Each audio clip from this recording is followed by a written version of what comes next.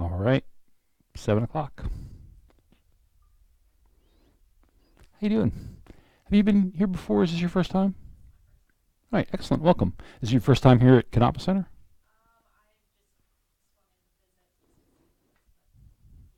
Okay, cool. Welcome. My name's Scott, and I'm going to be leading the class tonight.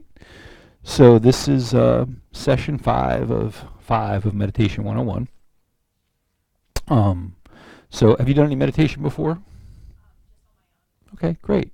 So yeah, we've already, basically what we've done in this class, we'll do a little bit of a review in a couple minutes, but we've already practiced some, basic meditation and gone through some explanations and stuff. So you can just kind of follow along. The classes are all recorded, so if you're interested in what we do tonight, you can go on our website and download the recordings and listen to the recordings of the previous 4 classes and catch up with what we did. Anybody else new tonight? Hey, how you doing? Welcome. Did you hear everything I just said? All right, excellent. Have you? Is this your first time here at Kadampa Center? It is? Okay, welcome. Have you done any kind of meditation before or anything? Okay, no problem. Well, like I said, just follow along. What we do isn't too complicated here in this class, so it's helpful if you were here for the previous 4 sessions, but certainly not required. But yeah, if you're interested in what we try tonight, I would definitely recommend going on the website, and I can show you where to go to if you want to download the recordings and listen to the previous classes. All right. Anybody else here for the first time? Everybody else has been here before. So, and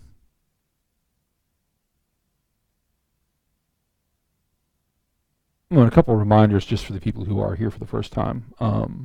Restrooms are out the back door to the left. Feel free to get up, as you need to and head out or back in. It's not super formal here. The one thing we ask is that you have your cell phone silenced. So if you have a text or call or something that you must take, then that's fine. But otherwise, it's always good to have cell phones set to meditate.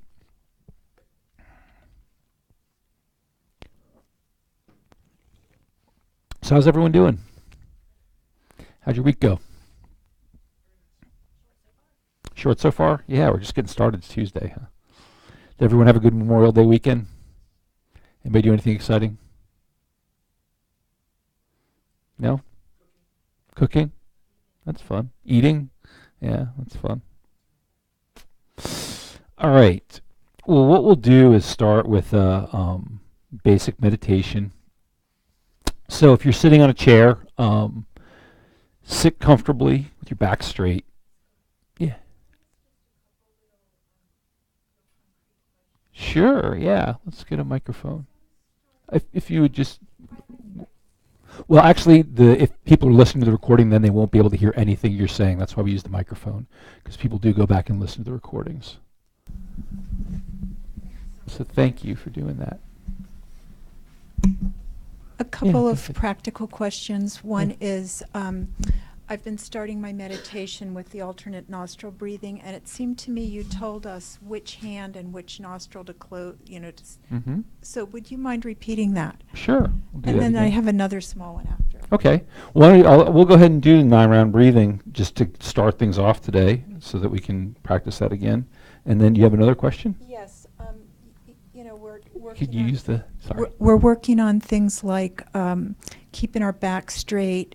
Mhm. And I had a question. You had said that if we keep our tongue on the roof of our mouths, we would need to swallow less so we could be quieter. That's what they say, yep. I mean, that seems like a lot of work to me. It seems like a lot of work to keep your tongue on the roof of your mouth? Yeah. Okay. So I just, I know it's like one of the 6 basic recommended things, and I was just wondering. So if it's really bothering you, it's like sitting on a cushion. If it's really bothering you and really distracting you, sit in a chair. Thank you. If it's, but that's what, that's the reason that they say to do that. So if you find that later on that's becoming a distraction, that you're needing to swallow all the time and that becomes a distraction, then try putting the tip of your tongue on the roof of your mouth. Some of this too is designed and intended for, there are people who sit and do this for hours and hours and hours. So some of these habits that, and things that we practice are more for if sometime in the future you decide that you're going to, be a serious meditator and sit for hours and meditate, then practicing these things now can be helpful then. But obviously if something's is a distraction or making things difficult, then try doing it without it. So again, if you're sitting in a chair, it's helpful to have your feet, if your feet don't rest flat on the floor normally comfortably, then having a cushion on your under your feet is helpful. Sitting on the ground, whatever comfortable cross-leg position works for you.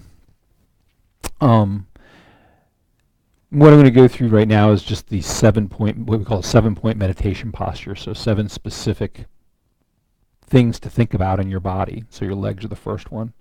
Your arms, normally what we do is have our palms facing up with your right hand resting on your left hand, thumbs touching, and then your hands just resting in your lap.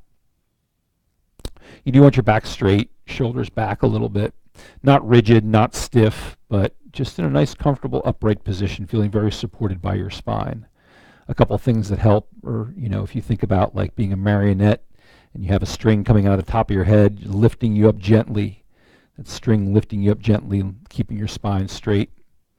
Or sometimes I say, imagine for a second that you're going to have your picture taken and think about how you'd want to sit up nice and straight and look good for your picture. So think about that. Your eyes can either be open if that's helpful or closed if that works better for you. Some people find it's less distracting in the beginning to have their eyes closed rather than open. If your eyes are open, just slightly open, just letting in a little bit of light. Not really focusing on anything. Your gaze kind of directed past the tip of your nose, maybe out about 6 feet in front of you. And your jaw and mouth, your lips should be closed, but your jaw relaxed, so you don't want your teeth clenched. Just your lips naturally, comfortably together.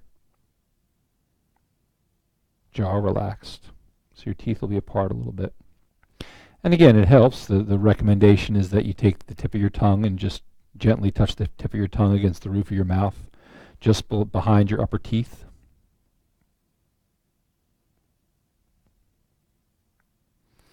And then your head, you can experiment. If your head is tilted down just slightly in a way that naturally directs your gaze towards the floor in front of you, that's ideal. You can try raising your head or lowering your head a little bit. Sometimes they say if you're feeling a little drowsy, or it can help to raise your head a little bit. If you're excited, distracted, if you're feeling like you're easily distracted while you're meditating, then you can lower your head a little bit.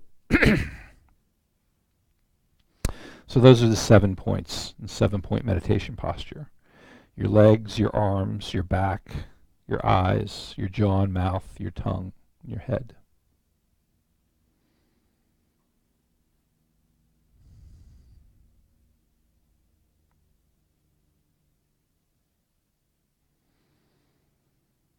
So we start with a positive motivation.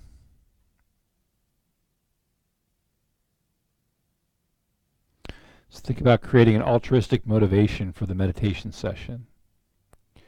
Think that you're meditating not just for your own individual benefit, but you're taking the time to meditate and develop your mind to become a wiser and kinder person, able to be a benefit to all beings.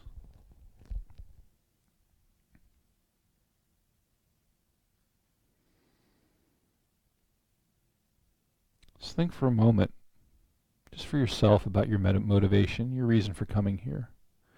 A lot of things that you could have done tonight, a lot of places you could be, fun things you could be doing. You decided to come here. This is a great thing. Just think for a moment about your own motivation, your own intention for spending this time meditating.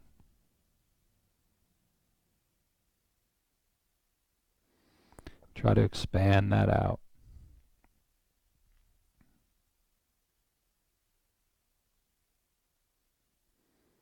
Think about how being here will help you be a benefit to all beings.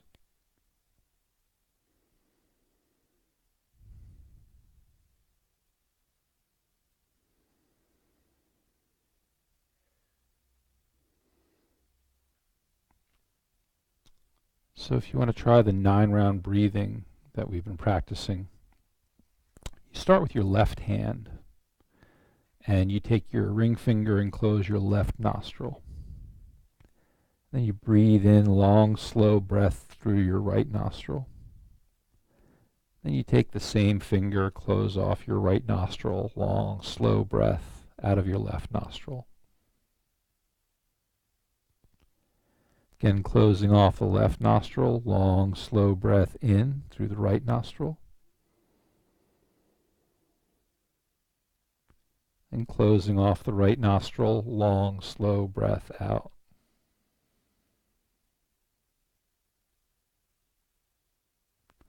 And one more time, closing off the left, long, slow breath in.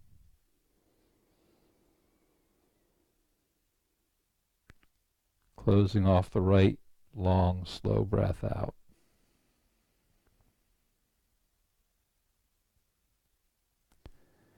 You switch hands, close off your right nostril with your right ring finger. Long, slow breath in through the left nostril.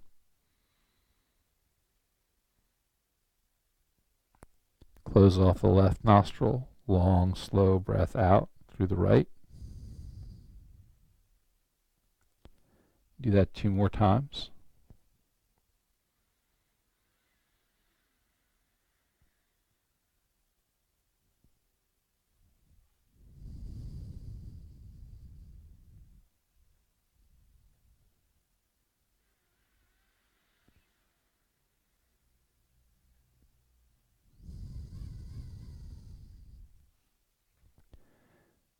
And finally, in and out through both nostrils. 3 long, slow breaths.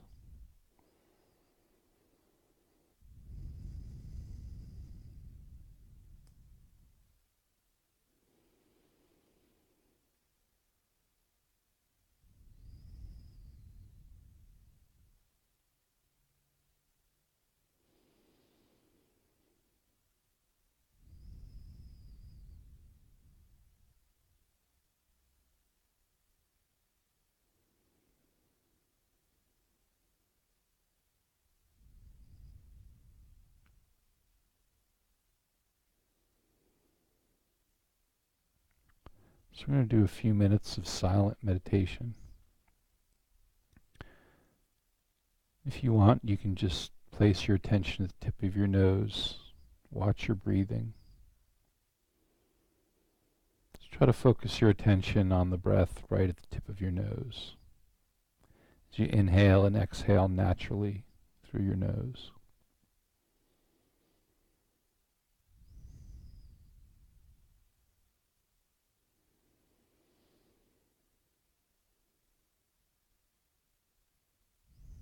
If you want to do the 9-round breathing one more time, you can do that. If you want to practice the counting the breaths meditation that we did in an earlier class, you can do that.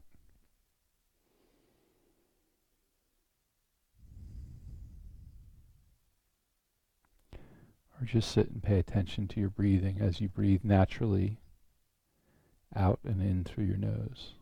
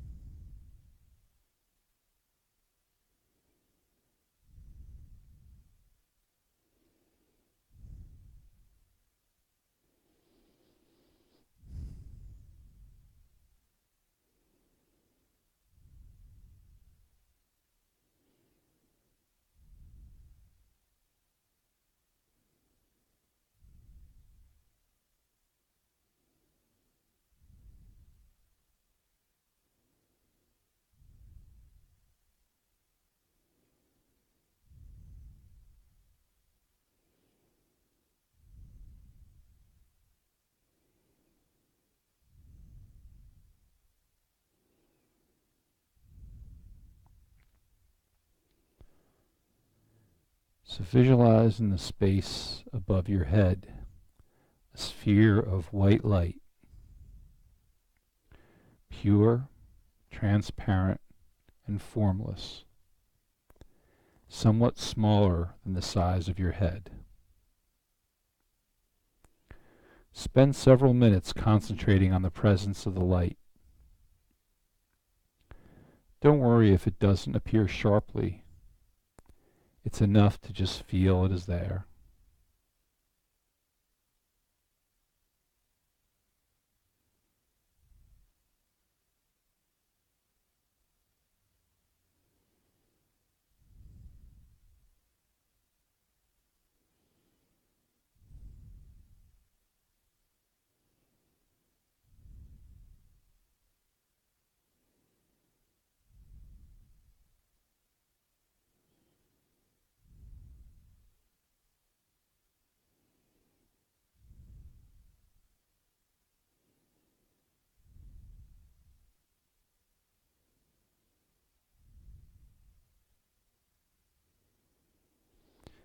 Contemplate that the sphere of light represents all universal goodness, love, and wisdom, the fulfillment of your own highest potential.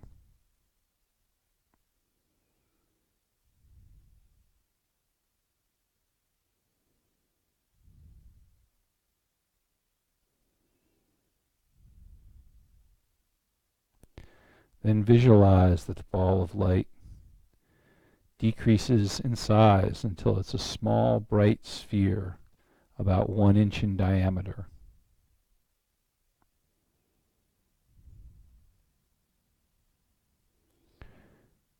This small ball of pure white light descends through the top of your head to your heart center.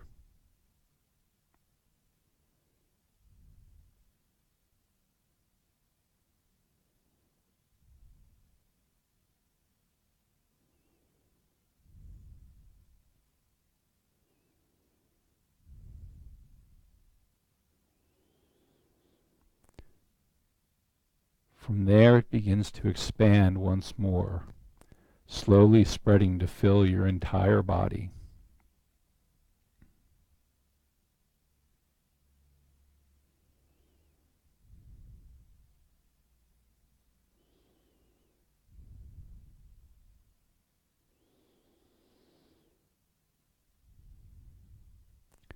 As it expands, all the solid parts of your body dissolve and become light.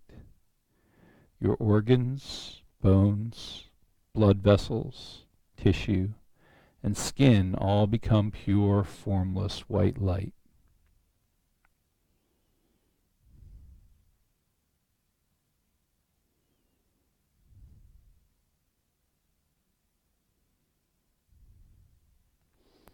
Concentrate on the experience of your body as a body of light. Think that all problems, negativities, and hindrances have completely vanished, and that you have reached a state of wholeness and perfection. Feel serene and joyful. If any thought or distracting object should appear in your mind, let it also dissolve into white light.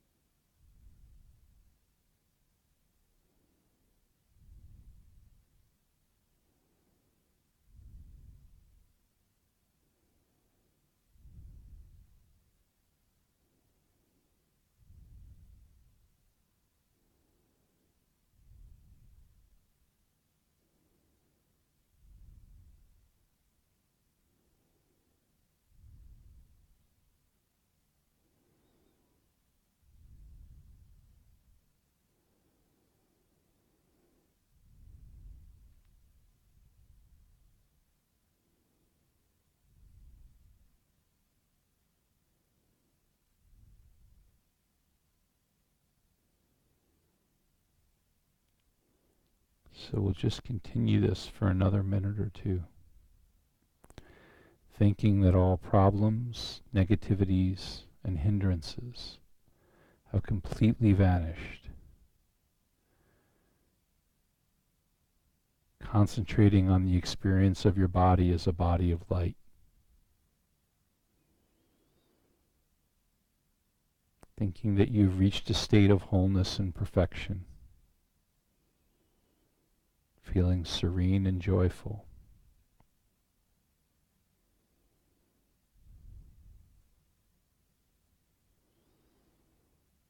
Letting any thought or distraction that appears dissolve into white light.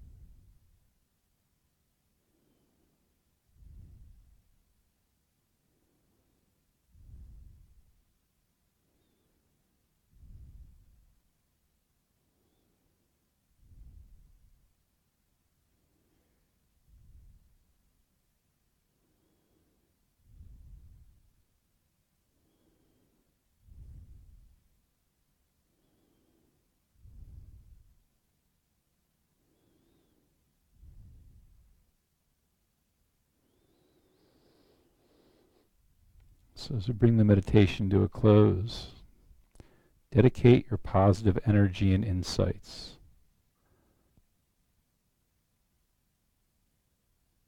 all the positive, virtuous thoughts that you've experienced during this meditation, to the well-being and happiness of all living beings.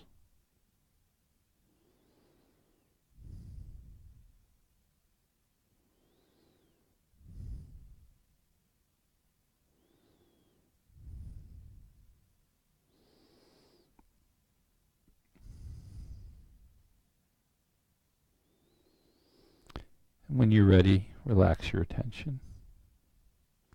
Bring your awareness back into the room.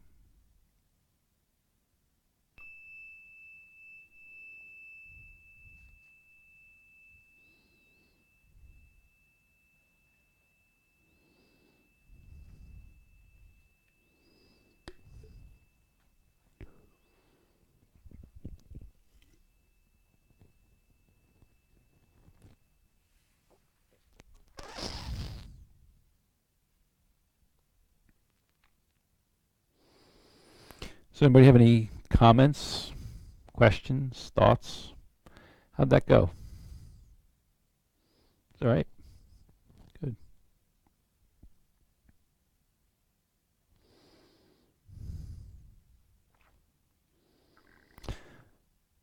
So anybody have anything they want to share, anything they thought of or came up or experienced during that?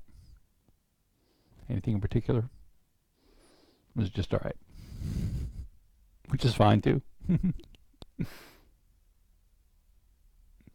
So for those who are just joining us for the first time tonight, that was a pretty, as far as this class goes, pretty extensive, we call it visualization meditation, where you're actually trying to visualize something specific like the white light coming down into your body.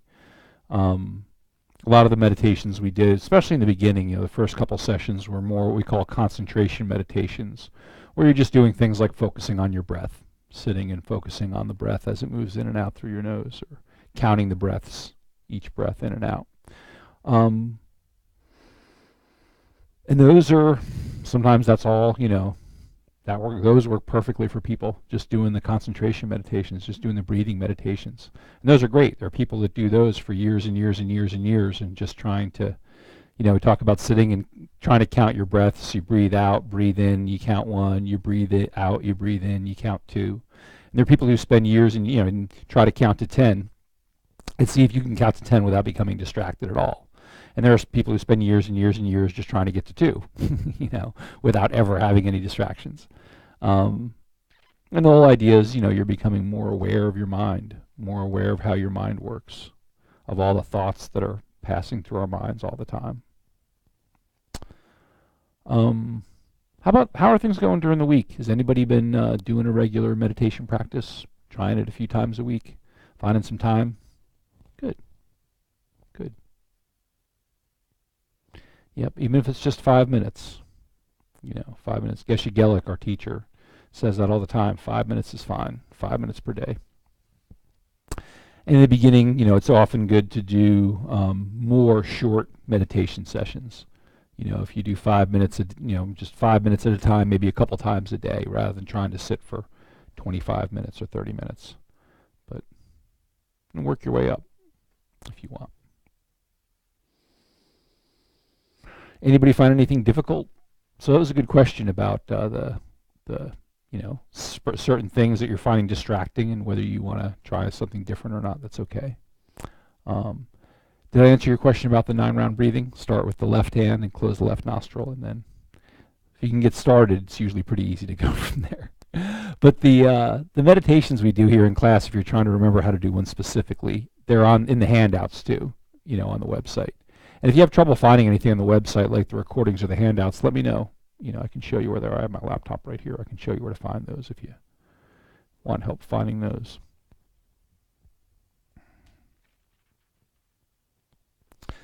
So, what we've been doing for the past, this is week 5 now, is just, as Geshe Gelik, as our teacher says, is for the purpose of information, sharing information about meditation as it's been studied and practiced in this particular tradition, Tibetan Buddhism. And it's something that people have been doing for literally thousands of years and studying for thousands of years. Another thing that Geshe Gelik says all the time is, I didn't just make this up last night. He says these things, and sometimes, they're just really funny and everybody laughs, but he's, very serious about these things, and they actually mean something really important. This is just for the purpose of information. We're not trying to tell anybody that you should be a Buddhist or, that you have to be a Buddhist or anything like that. It's just giving you information. If this is useful to you, if you want to practice these meditations, then this is a good way to do it. And this is the way it's been done for a long time. So, he says, I didn't just make this up last night. This has been practiced and taught and found to produce good results for a long time. Many, many people for thousands of years have been studying this stuff. And then, of course, there's all the modern science the last 50 years or so. People have been researching this stuff and finding some interesting benefits. So that's what it's all about, just sharing the information.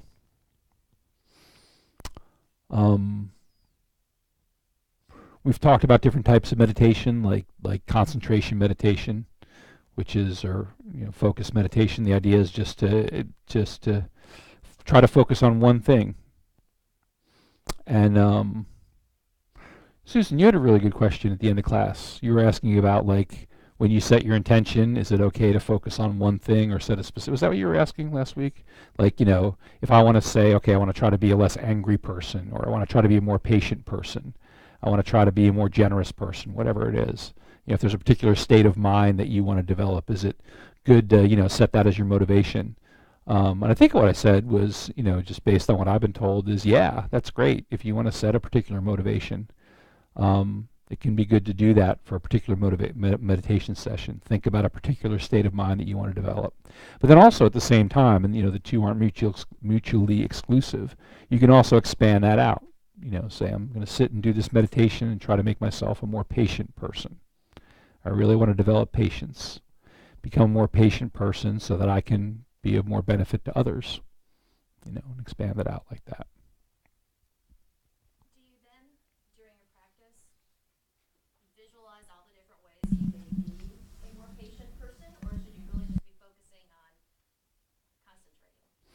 So the question was, I'll just repeat it for the recording. The question was, then while you're meditating, should you focus on all the different ways of being a more patient person, or should you just focus on concentration? You can do either. So there are specific, the book that I've had, I just lent to a friend because I don't have it with me, so I don't have it with me tonight, but How to Meditate by Kathleen McDonald. You know, we have that out in the bookstore. There are different meditations in there that focus on different states of mind. So I think there are some in there on maybe on patience. We're going to do a specific analytical meditation in a few minutes, and it's kind of a nice segue into the next point. But there are analytical meditations where you think specifically about specific states of mind that you want to develop, and you're meditating, doing a specific meditation that's more geared towards that purpose or that goal. And so, yeah, you may, before you may decide to do a meditation specifically like that for that purpose. Or even if, you're just going to do a concentration meditation, you can still set the motivation to be whatever you want. I can set a motivation to try to, think for myself that I'm doing this meditation session to try to help myself become a more patient person, better able to benefit all beings. And then I can just sit and do a concentration meditation for 10 minutes. So it doesn't have to be that specific type of meditation.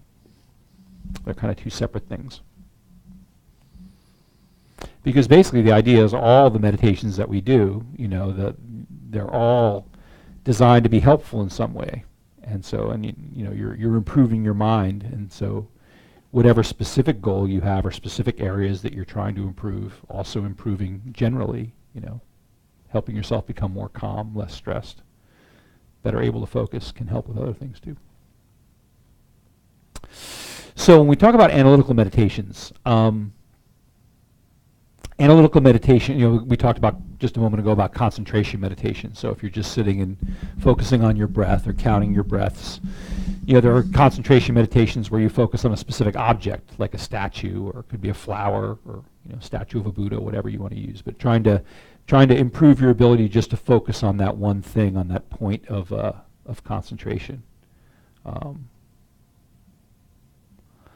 And then there are visualization meditations like the one we did earlier, like the body of light meditation, where you're kind of using your imagination, your ability to visualize something specific, using that in a virtuous way. Then analytical meditations. So they're designed to gradually transform habitually harmful or unproductive patterns of thinking, or unproductive emotional or harmful emotional responses. That's the purpose of analytical meditation. And they can help us develop and enhance positive responses and attitudes. So one of the things that we try to do when we're with an analytical meditation, one of the types of analytical meditations we can do, is to specifically address the states of mind we have that cause problems for us. Specific type of mind we call a discriminating or biased mind. So we tend to see things in pretty absolute terms. I mean, you guys can tell me what you think about this, but I think we tend naturally to see things in very absolute terms. And so what I mean by that is, how many people like chocolate ice cream, right? So you sit and say, oh, chocolate ice cream, well, it's delicious, right? It is delicious. And if somebody was to say, yeah, chocolate ice cream just isn't that good, you kind of look at them and you go, what's wrong with you, right? That's our initial response. What is wrong with you because you don't see things exactly the way I do, right? I like sushi, and there are certain types of sushi that I would eat that probably other people would not even get within 10 feet of.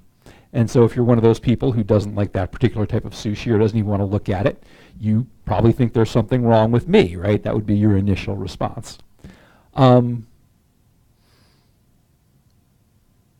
And intellectually, I think intellectually we understand that people have different likes and dislikes. I mean, intellectually, as intelligent people, we could probably all sit here and say, yes, I understand some people simply don't like chocolate ice cream, and it is a matter of taste or maybe a matter of culture and what you've grown up with, and different people like different types of foods.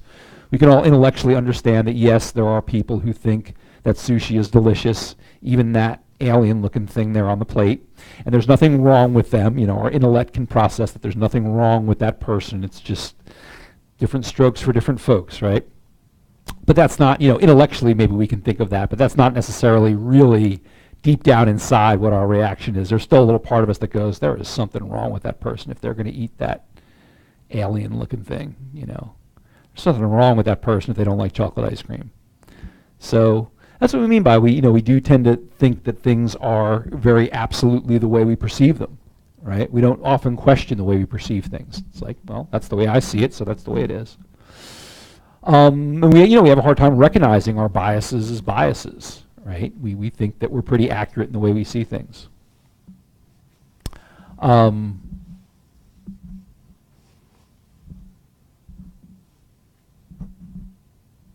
Especially when it comes to things that we like or things that we dislike. If we like things, or we like something, or we like someone, we do have a tendency to exaggerate that person's positive qualities, right? Or the positive qualities of that thing. I mean, chocolate ice cream, it's not just good, it's not just okay, right? Especially nice, whatever it is, Talenti gelato, or, Ben and Jerry's, one of those really cool flavors. It's not just good, it's really good. Geshe Gellick, our teacher, talks about the Whole Foods cookies, right? The warm ones, not just any kind. He likes the warm Whole Foods cookies. The ones that they're still warm when you buy them. So those aren't just okay, right? They're really good. We do tend to exaggerate the qualities of things that we like. And especially things that we dislike, too. We do tend to exaggerate, things that we don't like are not just, nobody's going to walk past that piece of sushi on my plate and just go, oh, I don't think I'll have one of those. No, thank you. You're going to go, why is he eating that? What is wrong with him, It's a little amplified from maybe the way things actually are. And these things are habitual, right? We talk a lot in Buddhist philosophy. We talk a lot about attachment and aversion. So attachment is the idea that we don't really have just an intellectual like for certain things, but we really grasp at them. We have a very strong clinging attachment. I think is a good word for it, for things that we like. An aversion, really wanting to distance ourselves or be as far away from as possible from things that we don't like. And we apply these biases to people a lot too, right?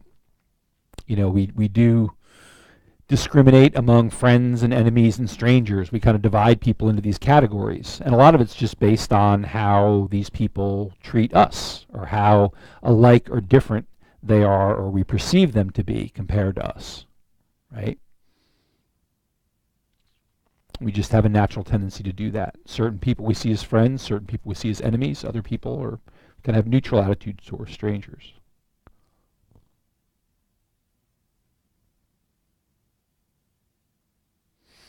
So one of the analytical meditations we do, and I actually really like this meditation. I do this, there's another class that I lead sometimes called Buddhism in a Nutshell. And I don't think this equanimity meditation is actually part of that curriculum. I think we in there we have a discussion on equanimity, this concept of equanimity in Buddhism and what it actually means. But usually I don't even have that discussion. I just instead we spend 20 minutes or so doing this particular meditation that we're going to do now. Because I think more than any type of discussion on equanimity and what it is, I think this meditation kind of gives you an idea of that. And so that's kind of what analytical meditations are all about too. I mean, you can sit and discuss something and we could talk about it intellectually. But the idea of an analytical meditation is it lets you really get an experience of that thing in your mind. Really get more of a experiential view of it rather than intellectual. So that's what we're going to do. It's going to be about 20 minutes. If everybody wants to get up and move around a little bit, we can do this meditation on equanimity.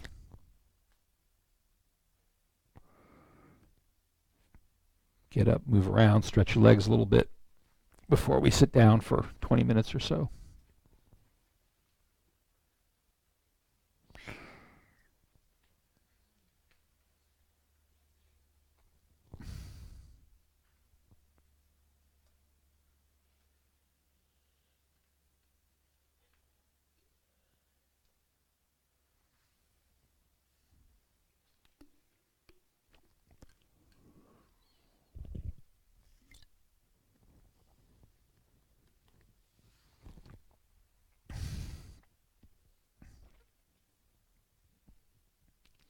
Everybody get a chance to say hi to your neighbors when you came in?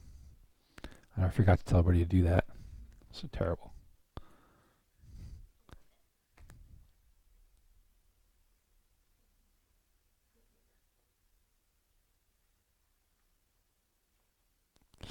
So, go ahead and sit comfortably. Get comfortable in whatever position you want, on a cushion or in a chair. If you want to take a moment to think about the 7-point meditation posture, if you've been practicing that, just get into a comfortable position, back straight.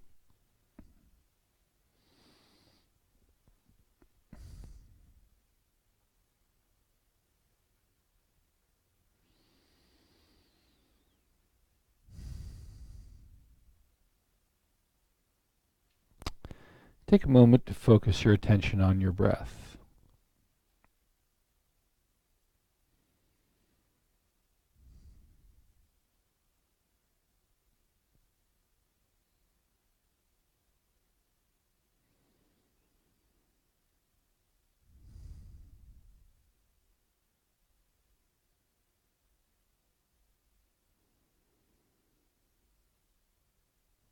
If you want to take a couple minutes to use one of the breathing meditations we've practiced, like counting the breaths or 9-round breathing meditation,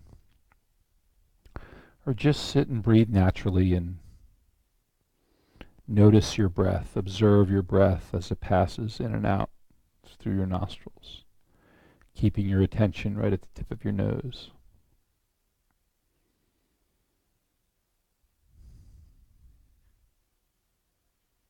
Just observing the breath.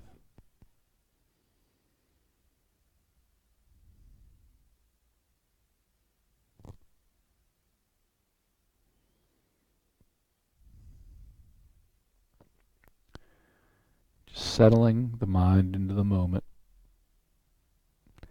and into a more concentrated state.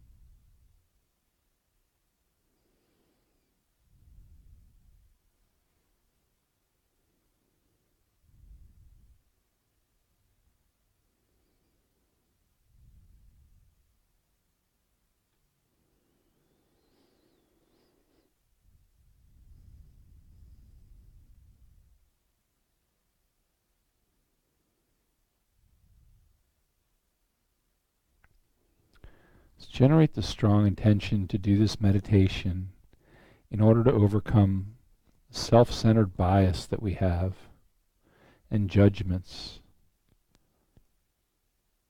and to develop the mind of perfect equanimity and balance towards others.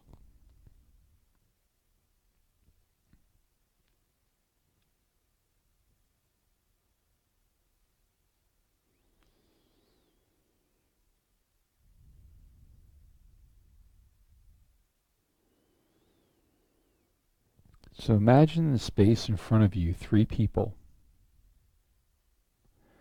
Someone you like, someone you dislike, and someone you feel indifferent toward.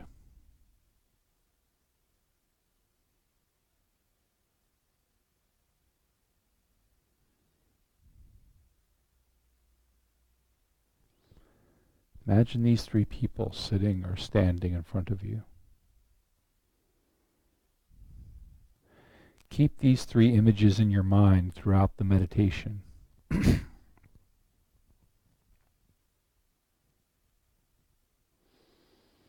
So first focus on your friend, the person you like. Allow your feelings for that person to arise strongly. Feel your conviction that this person is definitely and truly a friend. That is, a person who is good to you and fulfills your needs and wishes. Also, feel how you really want this person to be happy. Identify yourself with these good feelings.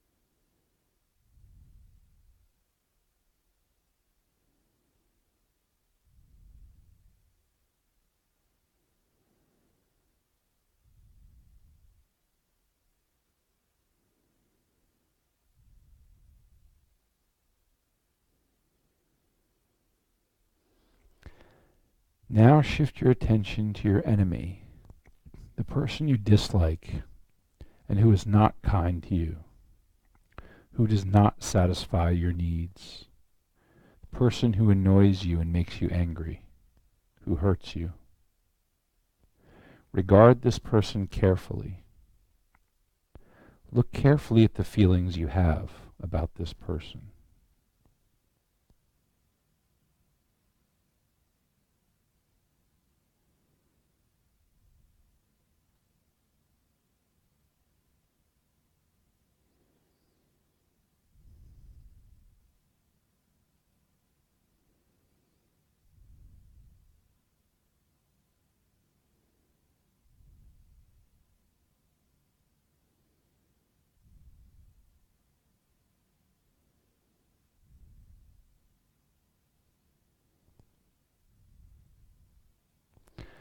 Finally, shift your attention to the so-called stranger, the person you just barely know, but whom you neither like nor dislike. Look carefully at that person and note carefully your feelings of indifference.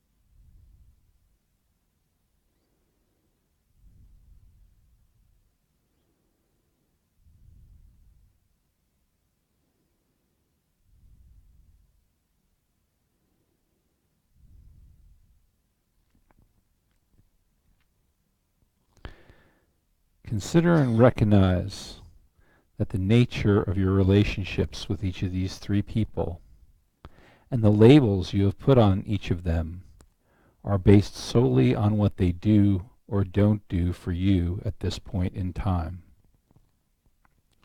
Think of people who have been your friend but then became your enemy, and vice versa, or strangers who became friends or enemies.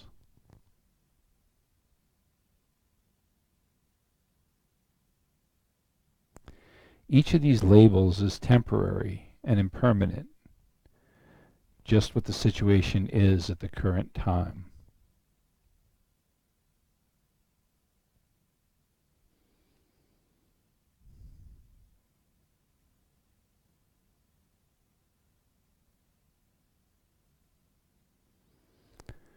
Move your attention back to your friend.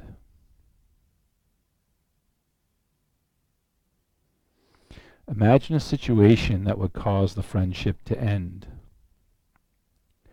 Imagine your friend turning against you. Experience the resentment and anger and hurt that you would feel in such a situation. Do you still feel warm, friendly feelings toward that person? Do you still wish him or her well? Do you want that person to be happy? Where is your friend now?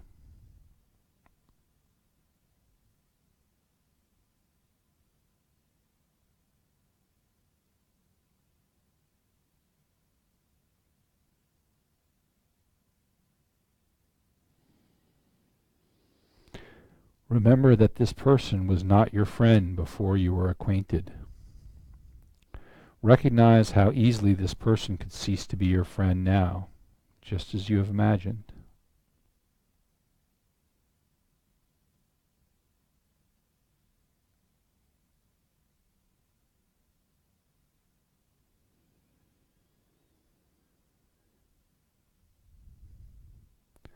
Think to yourself that there's no sound reason for feeling kind and loving towards only the friend of this moment.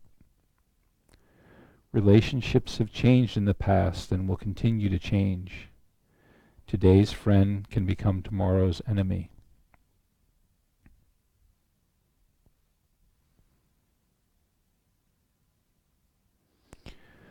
Move your attention to the present enemy. Imagine a situation in which you could be drawn together and become close. A common interest, a word of praise or kindness from that person.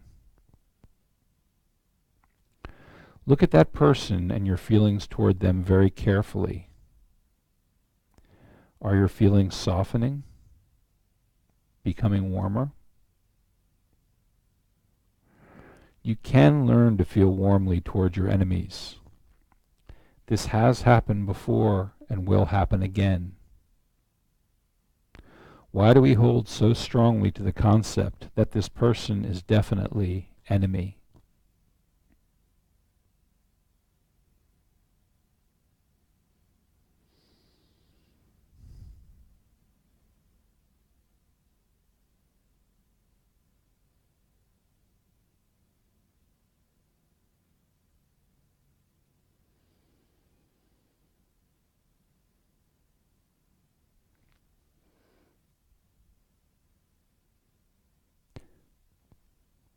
Move your attention to the stranger.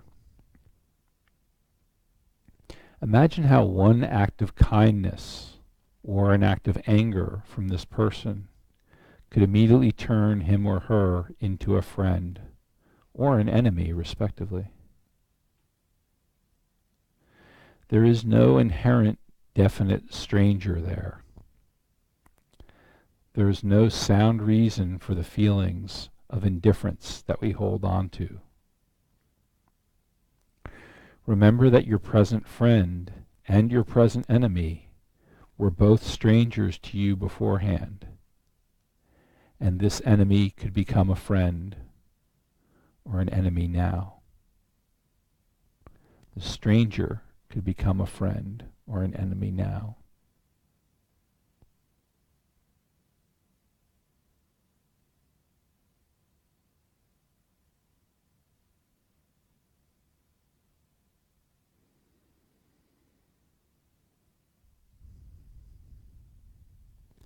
Maintain your awareness of these three people in front of you. Think about the fragile impermanence of these relationships. It is only your misconceived belief in the correctness of these labels of friend, enemy, and stranger that holds your mind back from the possibility of change and fluidity. Your friend, enemy, and stranger all want happiness just as much as you do. In this respect, we are all equal. Also, everyone is equal in having the potential to develop their minds to the fullest extent and to achieve ultimate clarity and compassion. The differences that we see in people are superficial, based only on our mistaken and narrow, self-centered views. In fact, everyone is equal in deserving our care and compassion.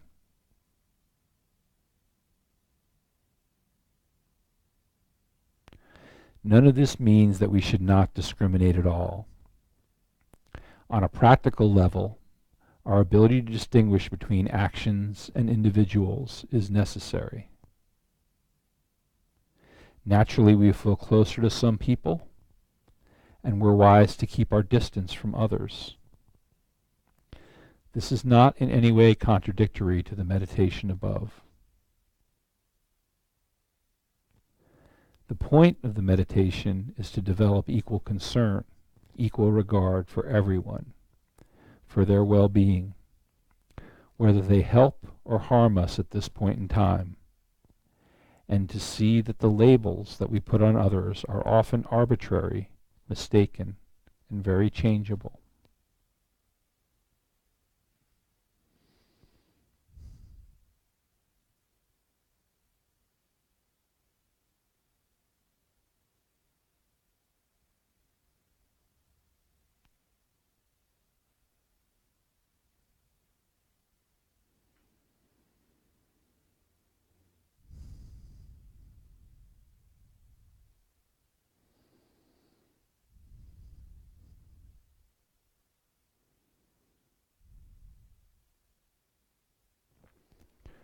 So as we bring the meditation to a close, dedicate your positive energy and insights to the well-being and happiness of all living beings.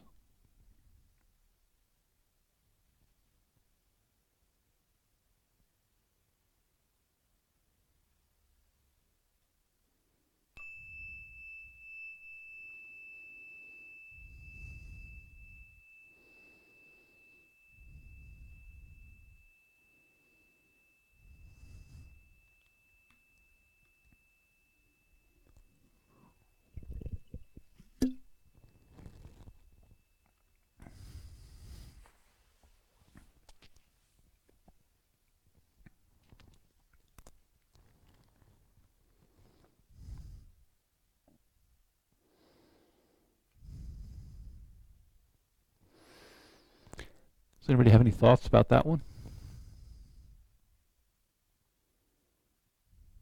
What'd you think? Do you have a mic? Yeah.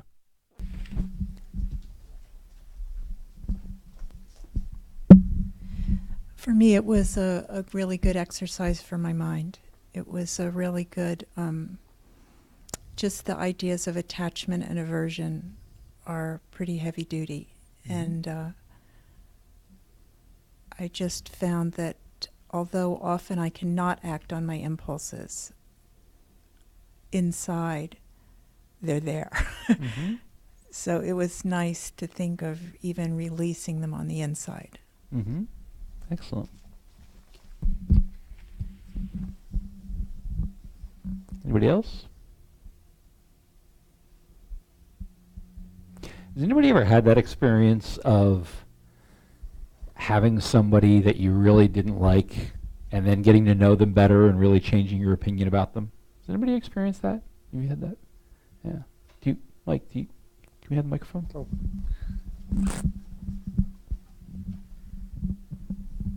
Yeah, I guess I was thinking the hardest part about when you started that meditation was figuring out who those people were. Not that there's that many people I dislike, but it was more the who do I need to focus on. Mm-hmm. And then as you kind of went through I realized there's some people in your life that have been in all three of those positions and back again. Mm-hmm. Because I started thinking of the same person in multiple places, and I was like, this isn't working. Yeah. But yeah, I think it can, for the purposes of the meditation, it can help to think about three people that you have that feeling toward right now, the present moment. Is there somebody you really like right now in the present moment? Somebody you really getting on your nerves right now in the present moment? And then somebody, sometimes I think the hardest one is to think of as a stranger, because we don't pay attention to people when we consider them strangers, right? There are all these people that are just in the background, the extras in our lives, right? And we don't. So trying to focus on one of those people I find is difficult because we don't really pay attention to them. They're not really significant to us. And thinking about how, and this is another human being, and thinking about how different our opinion is of them or our feelings are towards that person who we really don't have any feelings towards, we really don't pay attention to, compared to the people that we do have feelings towards. That can be really, that's the really interesting one for me. Like, to me, I have to spend the most time trying to think of someone who's a stranger, maybe for that reason. For me, at this moment in time, my like and dislike are the same person. Yeah, that's interesting. Well, that's also when you were talking about people who've been there and back again. That I think is, it kind of, if you've ever, I don't know how many people have experienced that, but it does back up the point of the meditation is that it's changing. It's really a lot more changing than we think. Life and like and dislike at the same time is that, yeah, that's another dimension to it. Yeah. So to me, liking and disliking a person is a lot of attachment. Mm-hmm. Yeah. Yeah. So does this, when you were mentioning that one person, I mean, you have to go into details or anything, but does this meditation help in that, putting that in perspective at all, do you think? Can you, Mike, me?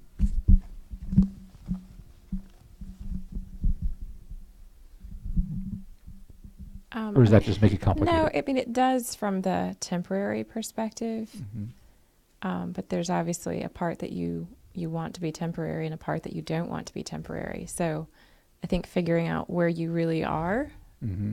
in that is the challenge at the Mhm. moment. I don't know if that makes sense.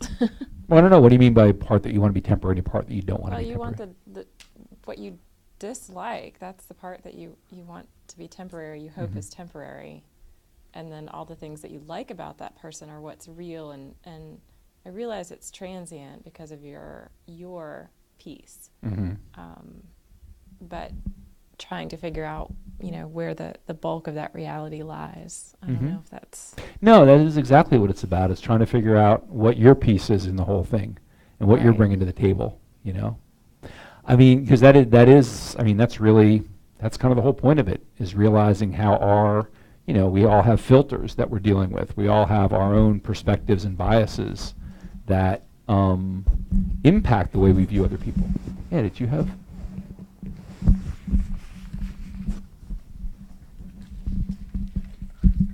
I think it's mostly a common. I think if I were in your situation, what I would do for this practice, it would be find another person, not that person, another person that I actually really like, and another person that I dislike, and a neutral person. And after this exercise, see how you feel about the person that you like and dislike at the same time. Because then it's easier for your brain to work it out for the sake of this practice. I think that's what I would do. Mm-hmm. But no, I don't know. Yeah, Because I do get to, like, if this would be, I would get to, like, think more and, like, not follow the practice. I would follow more my thoughts. Mm-hmm. So, yeah. Yeah, it can help to try with different people if that's, depending on whether it seems to be helpful or doing that, or you want to stick with the same person and keep working on it, or you want to try different people and get a different perspective. I always think when I do this meditation, I always think about there's one person, like actually that this happened, it really brought this, I guess, to light for me, was just a person that I would run into every once in a while through work, and really didn't like this person at all. They really got on my nerves. And usually they were complaining about something that kind of directly or indirectly involved me. So it was kind of like some of their complaining was focused at me, which made me like them even less. So,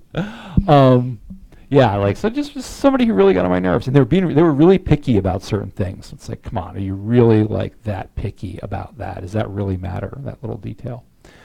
And then I was traveling one time. This person didn't live near me, lived in another place. I was traveling one time, and a friend of mine was picking me up at the airport, and the guy picks me up at the airport and says, so let's say this person who really annoys me, the person I was talking about a moment ago, let's say his name is Bob, right?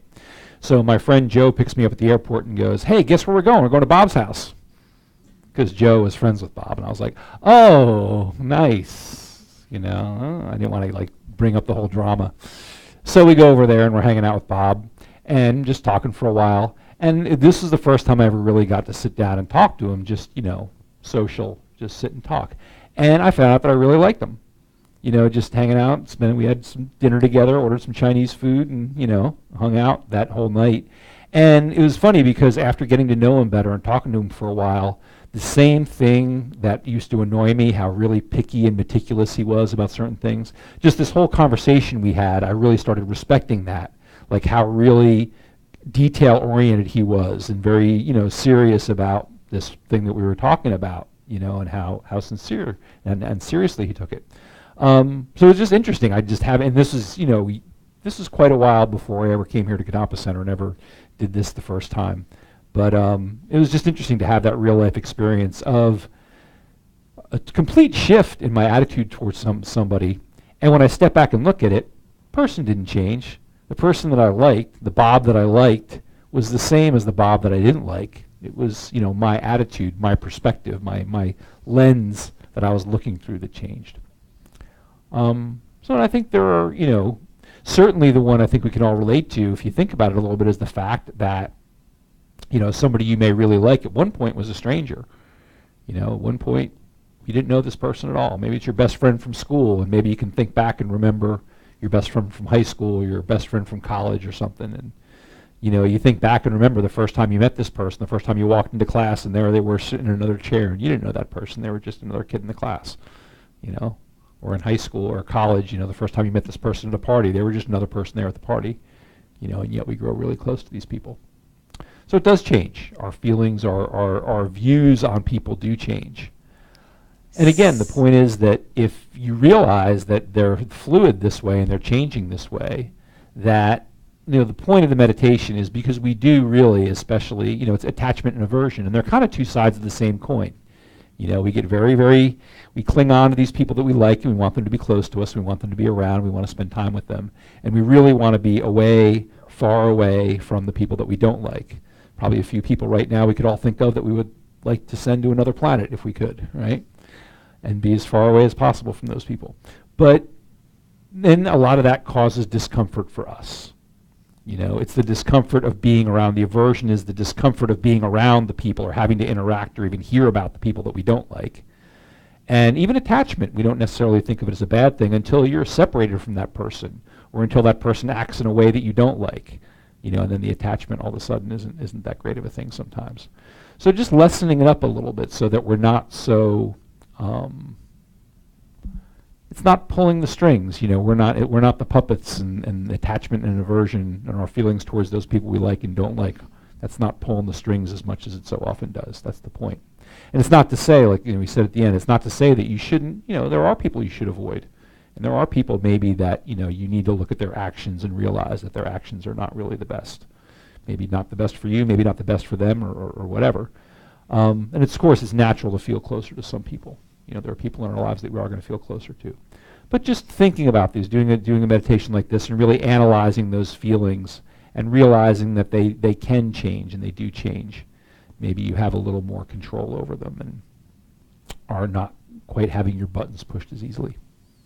Did you have something you wanted to say? Yeah, go ahead. Yes, I would. Everything you say, that's very, very good. And I'm just thinking, whenever I see people I don't like or people I like, sometimes I question myself, why don't I like? Why don't I dislike? So I question myself more than I think about the other.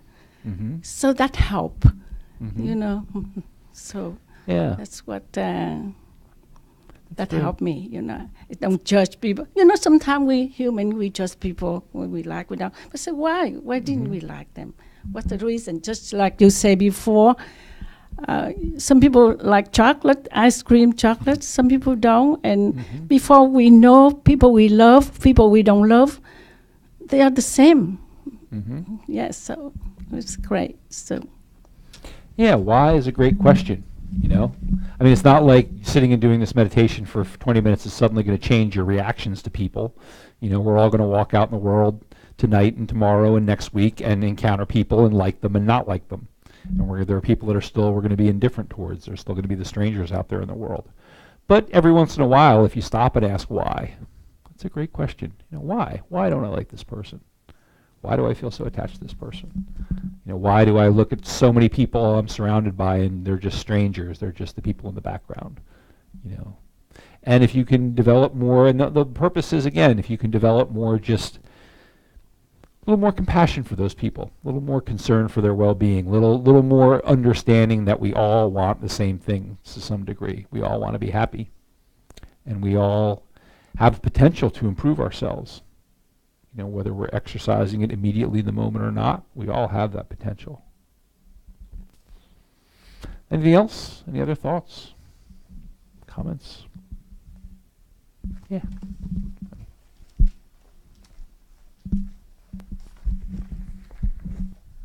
Was the meditation we did last week analytical? And that was the one with I totally forgot. Let's see, session 4. Which one do we do? I think it was the one in the middle. What? The second one. Okay. Where you took a difficult situation? Yeah. Was that analytical? That is, yeah. That is an analytical meditation. Okay. Yes, that one Okay. you're doing. Yep. Yeah, any meditation where you're actively thinking about something, analyzing something, you know, looking at something the way it is and considering, you know, or trying to make a change in your perspective, where you're actually thinking about something the way it is and the way you perceive it, or trying to maybe change the way you perceive it or look at it from a different way. That's an analytical meditation. Yep. So, You've heard the expression, the 84,000 delusions, right? And that's what it seems to come back to. It isn't so much the object or the person as much as it is my delusions about what they are or what I perceive them to be. And the fact that it changes constantly, impermanence is just everywhere, kind of helps you to see that. yeah, delusion sounds kind of like a really heavy thing. But we use that term a lot in Buddhist philosophy. And it's just the idea that we tend to see things a certain way, and we tend to believe that things are the way we see them. You know, so something simple as saying, yeah, chocolate ice cream's great, and anybody who thinks chocolate ice cream isn't great is obviously nuts. You know, or oh, that sushi's nasty, and why, you know, anybody who eats that has a problem. Those are, I mean, that's kind of what those are very simple and sort of benign examples, but that's an example of a delusion. You know, it's having a belief that the way you see things is absolutely the way it is, and anyone who disagrees with you or sees it differently, it's just they're wrong, right? You know, that tends to be, and whether intellectually we don't look at it that way, intellectually maybe we can separate ourselves from that a little bit, but certainly maybe emotionally we have that, they're crazy, you know, feeling, or that is the way it is. That person really is the way I see them. So yeah, asking why is a great question. You know, why do I see it that way? And is it possible for me to see it differently? Yeah. I see what you're saying, but however, I was wondering whether we can apply this technique to, like, universally. For example, global warming. Having somebody telling me, you know, there's no such a thing. What do I do? Do I not think the other person is nuts? I don't know. I just Well, like, these are the things that come like on every day, you know. What do I do in like these type of situations? Do I try and think, yeah, maybe, like, what do I do? Well, so yeah, I mean, there are certain people on an everyday basis who I would say are not understanding the facts the way they like scientific facts. Yeah. So climate change, for example, somebody who's really totally denying it and totally ignoring all the science, that person is not, you know, is obviously not in touch with facts as we understand them and facts as they exist, right? So we could say that, in a way you could say that, well, that person's totally deluded.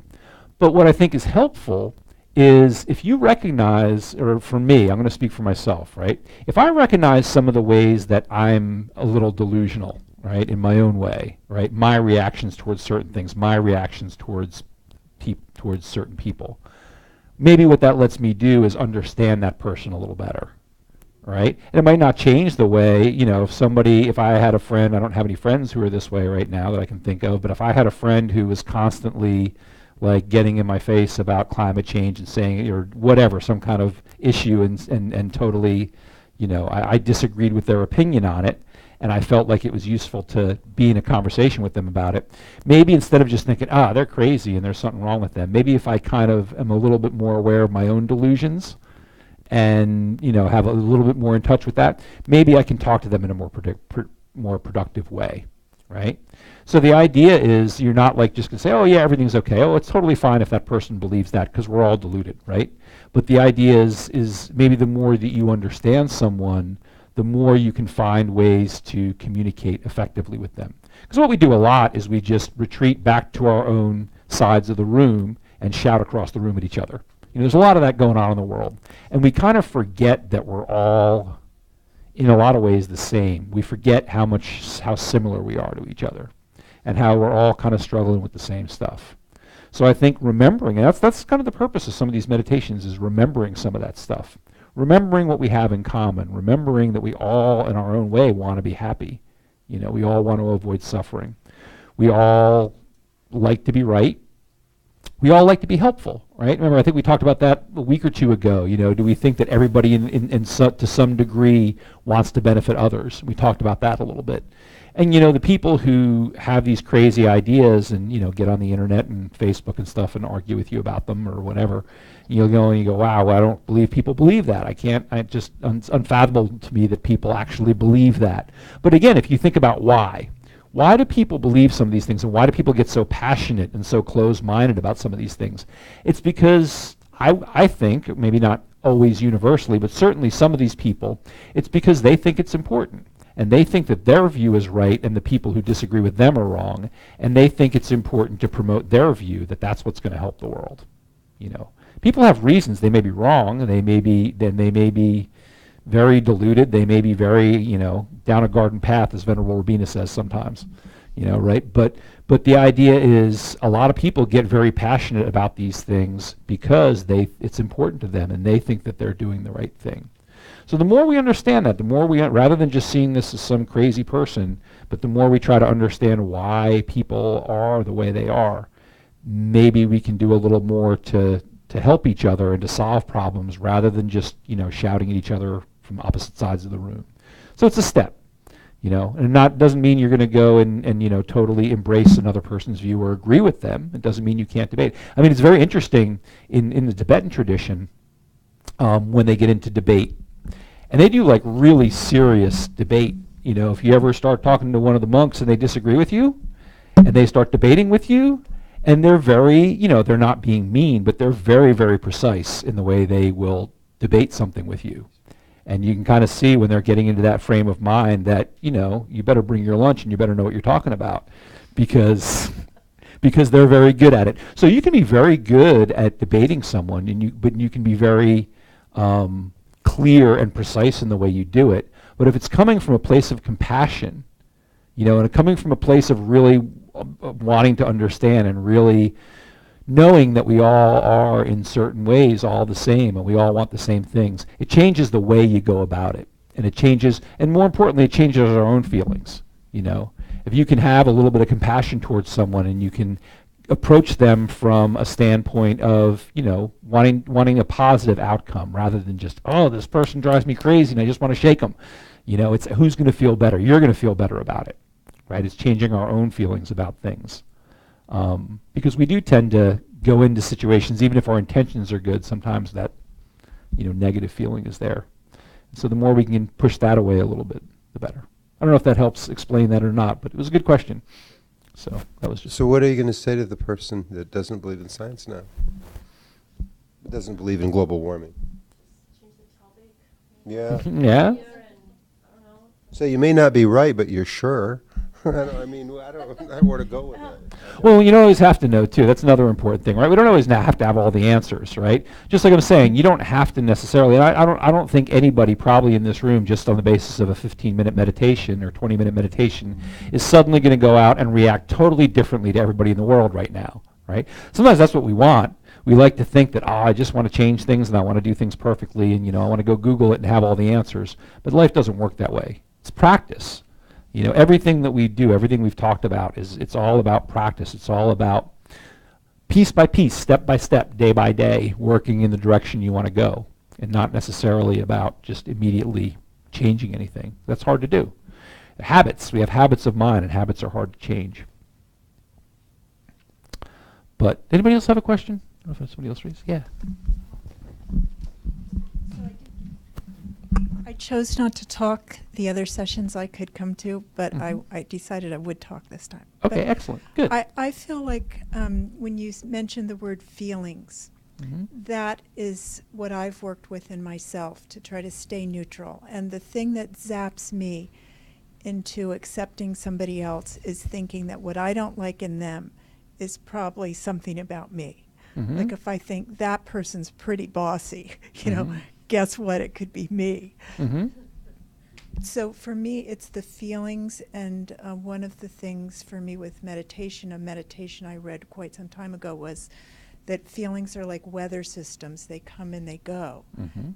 And I felt like that was part of the meditation we did, the ebb and flow, the temporary nature of our relationships and our views of the people. Mhm. Yeah, so the meditation, like that meditation we just did, and the one on the mind like the sky and the mind like the ocean, I think are good examples of that too. Yeah, I've definitely noticed what you're talking about. Like I can't speak for anybody else, but certainly I often notice if something really annoys me about someone, it's probably something I don't like about myself, right? So, and maybe that's not the same for everybody, right? But then the question, it's still the same question, why? Why does that person bother me? You know, if you're willing to ask that question, then sometimes you find interesting answers like that, right? So good. So I was thinking of just, and we'll have time to do another, maybe a few more questions if anybody has questions or comments, but just to kind of do a little recap of some of the stuff we talked about. And actually, I was thinking, I don't know if anybody was here on Sunday when Geshe Gelik was teaching, but I was thinking about some of the things he said about meditation and thinking they would be good as just sort of a review of what we've talked about. But so the purpose of meditation, right, or the Tibetan word is gom, which means to be familiar. So that's kind of our goal, or what we're doing in this tradition anyway when we're meditating, is to become more familiar with what? What are we becoming more familiar with? Virtuous thoughts. Becoming more familiar with our mind and the way our mind works, and then trying to become more familiar with and develop virtuous habits of mind, right? What are virtuous thoughts or virtuous habits of mind? Do we define that? Do we talk about that? What makes something virtuous? Does anybody remember? Wisdom would be an example of a virtuous thought, yeah. But yeah, by definition, a virtuous thought or virtuous state of mind is one that brings happiness or results in happiness, right? Non-virtuous is one that results in suffering. So that's why when we talk about things like patience and wisdom and concentration and compassion, you know, when you think about these things, you kind of get those positive feelings. You know, you kind of have this sense that being that way and thinking that way is results in happiness. And the opposites, anger, greed, impatience, you know, they result in suffering for us directly. So we're trying to develop these more virtuous states of mind. And it was interesting, you know, Geshe Gelik was talking about, you know, one of the things he says, and it's very interesting listening to him talk, because what he's doing is sometimes reading, but very often just quoting from memory from these texts that have been written over the centuries about these different topics, including meditation. And he says the power of meditation is to reduce disturbing thoughts. And that's, again, a quote from from a text. I don't remember which one, but it's one of the ones that they study. The power of meditation is to reduce disturbing thoughts. And so it's one thing to be aware of while you're meditating is, you know, is that what's going on? Is that what you're actually accomplishing? You know, because there are other ways to do that, right? You can go and, you know, do something you enjoy. Go play basketball. He said, go sunbathing. You know, go to the lake. Go kayaking or something. And if you're doing something and you're feeling, you know, it's reducing stress, reducing disturbing thoughts, then good. You know, you can go do that. You don't have to meditate. And in fact, if you're sitting and meditating, you know, this is a great example, you know, you're sitting there and you know, I can imagine I'm sitting there and, you know, on my meditation cushion and, you know, I live with my girlfriend and her cousin and Imagine them out in the other room, you know, talking or watching TV or something and being a little loud and having a conversation, and I'm sitting there on my meditation cushion going, God, don't they know I'm meditating? Why are they being so noisy? Don't they know I'm sitting in here trying to meditate? Maybe I should go talk to them, you know. I go get up and go in there, excuse me, do you two know I'm trying to meditate here? You know, I mean, are you really, are you really accomplishing anything by doing that? You know, are you really reducing your disturbing thought? So we can certainly do things and go through all the motions and, you know, convince ourselves that we're doing the right thing, but are you really accomplishing the goal? You know, maybe you should just go play basketball if you're getting that agitated at the noise outside, or your neighbor happens to be mowing his lawn or running his weed eater at the time that you're trying to meditate, or whatever it is, or your housemates or your family members are making noise, you know. So what is the benefit of meditation, though? What's the benefit of meditating as opposed to going and playing basketball or going sunbathing or going to see a Durham Bulls game? If those things can all reduce your disturbing thoughts, you go to those things, you can do certain things and be happy, then what's the benefit of sitting here on a cushion? What's that? Huh? Yeah. Thank you. Well, I'll say for me, it's expanding the pause that exists between stimulus and response. Mm-hmm. So when something happens, most of us have very well ingrained reactions. We automatically place things in good, bad, neutral boxes, and based on where we place those, we have very well established ways of dealing with that. With meditation, it just gives you the ability, instead of going ahead and dump it in whichever bucket, to choose. Does it really belong? I mean, you know, does it belong there? Does it not belong there? And to be able to choose your response a little bit more effectively in a way that reinforces what you're trying to do as a person, basically. Mm-hmm. Mm-hmm. So why specifically meditation to achieve that goal? Well, I mean, single-pointed focus seems to provide some sort of calm. Mm-hmm. That, you know, a lot of times I think we fall into our very well established patterns of behavior because there's not calm in there. There's just a lot of noise, you know, and meditation just seems to bring down the level of noise. Mm-hmm. To help kind of calm or subdue the mind, so to speak. So it's very well suited to the goal we're trying to accomplish, maybe. Yeah. Yeah. It's directly, you know, the techniques are directly intended to produce that result of just, you know, lowering the noise, of giving us a little separation, a little breathing room from our thoughts. So yeah, that would be one reason to meditate instead of going to a hockey game. Sorry, Chris. Chris is a big hockey fan, in case you didn't know that. Or AV person. But yeah, instead of going to a hockey game or going and playing, you know, basketball or going swimming, you know, we're doing something that's more directly a direct tool to achieve the goal that we want. That's one benefit of meditation. Another benefit of meditation is, you know, a lot of these other things we can do that maybe are fun and that maybe reduce disturbing thoughts, they are more dependent on outside things, right? You know, if I really enjoy going to play basketball with my friends, and that reduces my disturbing thoughts, but then all of a sudden one day none of my friends can come play basketball, well, that kind of blows my activity, right? Or if I like doing something outdoors and it's raining all day. The nice thing about meditation is all you need is your breath and your mind, right? And we always have, for as long as we need to meditate, we always have all those things with us. And so if you don't have your breath and your mind anymore, you're probably done meditating. So that is the advantage of this. It's why this is kind of worth practicing. It's, you know, why you could think of it that way. There are a lot of things you could do. And, you know, if you're having trouble meditating, maybe you should get up and go do one of those things. Or you find that you're irritated by the neighbor outside with the lawnmower, or the roommates watching TV or whatever. You know, maybe it is good to get up off the cushion and go do something else. But the reason that we practice this, and the reason there's benefit in practicing this, the reason it's been, you know, tested and for so many years and found to produce good results is for centuries and thousands of years, is because it is directed towards these things that we're trying to accomplish, and it's because we can do it anywhere, anytime, any place. All we need is our breath and our mind. So keep practicing, and remember, it is about practicing. It's not about, coming to these classes for 5 weeks and going, all right, I'm an expert meditator, I can do this. You do have to practice. And sometimes it's easier than others. Sometimes, you'll sit and have a really peaceful experience and you can focus on your breath and everything's going perfect.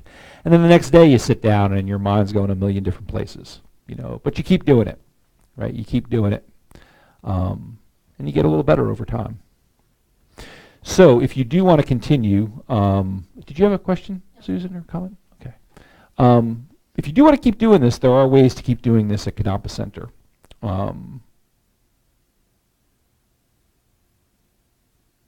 We have some other classes. We have, in terms of what we offer here at Kadampa Center, there are always the Sunday teachings, right? You can come and listen to Geshe Gelik talk on Sunday mornings. And he does talk a lot about meditation. He talks a lot about Buddhist philosophy. But again, he always says, this is just for information. He's not trying to convert anybody, not saying anybody should become a Buddhist. He's just going to tell you the different things that he's learned that he thinks will be helpful in our everyday lives. We do have, Donna, are we starting another Buddhism in a Nutshell anytime soon? In July. In July, okay. So, second Tuesday in July. Okay, so Buddhism in a Nutshell is similar to this. It's 5 weeks, an hour and a half each week, and it's focused more on Buddhist philosophy, not just meditation, but we usually do a couple meditation sessions, at least short meditation sessions in every class. And a lot of the ideas that we talk about are really, it's very, very similar to this. A lot of the ideas we talk about are similar. Just goes a little bit more into the actual philosophy and Buddhist teachings. And again, just for information if you're curious about that. We have Discovering Buddhism, which is a 2-year series of classes. And so, excuse me, what they do in Discovering Buddhism is they'll do a module. So there are 14 modules, and each module is 5 weeks. So whereas like in Buddhism in a Nutshell, you might spend one session, 1 hour and a half class session, or half of a session talking about a specific topic. They'll take that same topic and go into more detail in it for 5 weeks. So Discovering Buddhism is led by our senior members here, people who've been coming to Kadampa Center and practicing for a very long time. So that's an interesting opportunity. And so yeah, check out our calendar. Check out the calendar on the website if you're interested in continuing and continuing to come to classes and continuing to practice. So we have a lot of different stuff going on. If you have any questions, I'll stick around for a couple minutes after. But say thanks to everybody for coming. It's nice to see. I think we have a bunch of people who've been sticking around. We have about close to 20 people, 16, 17 people here tonight, and a lot of people who've been coming for all 5 weeks. So did you have an announcement, Donna? I do have an announcement. All right, Donna has an announcement. This is Donna Cease, who's our spiritual program coordinator, and one of those wonderful people who've been involved with Kadampa Center for years and years and years. So. Hey guys, I actually have a couple of announcements. One of them is we have a visiting teacher coming this week. He's going to be here throughout the weekend and then into next week, teaching Monday, Tuesday, and Wednesday nights. Don Handrick. He is a resident teacher at an FPMT center in Santa Fe, and he is very warm and very knowledgeable and very articulate. And it's really, I first met him at a Light of the Path retreat when he was leading a discussion group, and he's just really, really helpful. So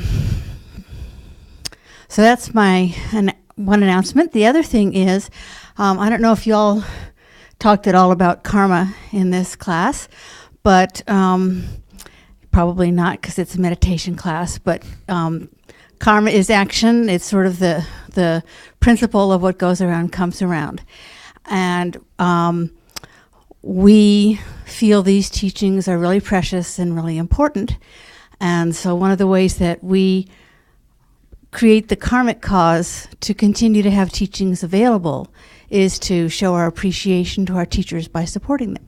So with that in mind, I have a little offering for Scott. Thank you. For me?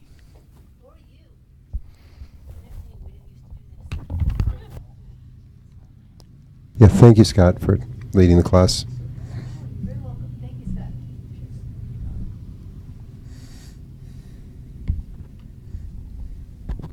That's wonderful. Thank you. I always say I'm not a teacher. Like, teacher is what I do for a living. I teach classes outside of Kadampa Center. When I come here, I'm just kind of helping out and leading. But it's very sweet because there's so many people who. Class leader. Class leader, yeah. Called Geshe and Malam is our teacher. I like that. I like class leader. Anyway, so yeah, thank you all very much for coming. Thank you all for being here. It's always nice to have, and people have had a lot of great comments and questions, and keep on questioning. That's an important part of continuing to practice this. You got to keep questioning it and comparing it to your own experience. But we do have a lot of great programs here. So if you're interested in any of these other programs, like I said, Discovering Buddhism, Buddhism in a Nutshell. If you're just getting started in this, Buddhism in a Nutshell, I think is a great next step. Discovering Buddhism is also really good. You can, I know we're kind of in the middle of the 2-year series right now, but you can kind of drop in on any of those and check them out and see what you think of them and keep going or not. So yeah, I hope you all will keep practicing these meditations that we've practiced, and I hope you all find some benefit from it. And good luck. Thanks again for coming. Thank you, Scott. We Have a good night. appreciate your leading this class, and I enjoyed it, and I learned a great deal myself. So, thanks a lot. Thanks, Mike, and thank you for your help. I want to And thank you, remind Chris. everyone, the center just very much appreciates your being here. All we expect is your presence and the fact that you walk in the door and maybe find something of use, of value to bring you happiness and to alleviate suffering. That's what it's about. And we have no expectation of donations, but we certainly appreciate any effort to leave a little bit to say thank you. And the first perfection among the paramitas is generosity, so that's appreciated. But again, it's whatever you feel you can give and whatever you want to give. Most importantly, we hope to see you back again. And it was sure nice meeting so many of you here. Thank you. Thanks, Mike.